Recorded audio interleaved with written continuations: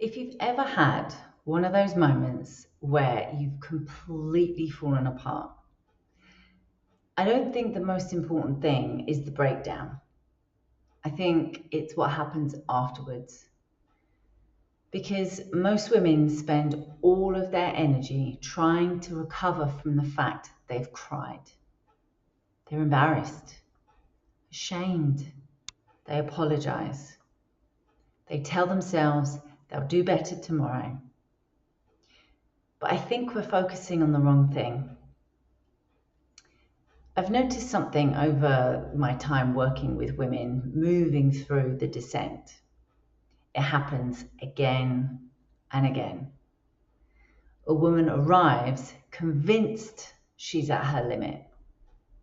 She cries. She tells me, I can't do this anymore. She empties everything she's been carrying. And then nothing dramatic happens. She doesn't suddenly become positive. She doesn't suddenly know exactly what to do. Instead, she says something very small. I'll just have to. Or, next time I won't. It's tiny. Most people wouldn't even notice it, but I do. Because that's resilience being built. People often think the descent only takes from us. And yes, it does take things. It takes certainty, identity, plans, relationships, the future you thought you were going to have. But internally, I don't believe it only takes. I think it quietly adds things too. It adds resilience. It adds compassion.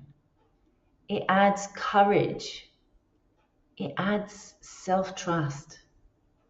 Not all at once, one tiny layer at a time. Sometimes just 1% more than yesterday. And often you can't even see it while it's happening. This is why I ask every client to write everything down.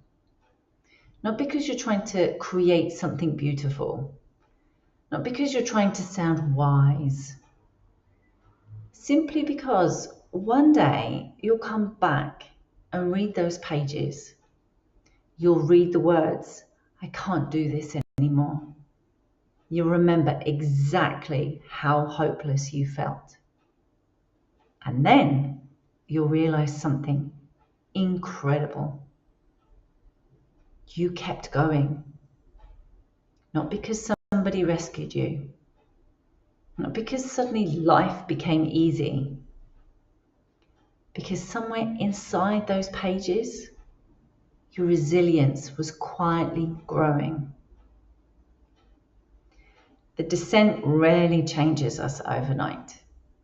It changes us in tiny, almost invisible ways. One conversation, one cry, one honest journal entry, one moment where you chose not to abandon yourself. And eventually, when you look back, you'll see what you couldn't see at the time. The moments you thought were breaking you were the very moments that taught you how to keep going. Not by becoming harder, but by becoming more deeply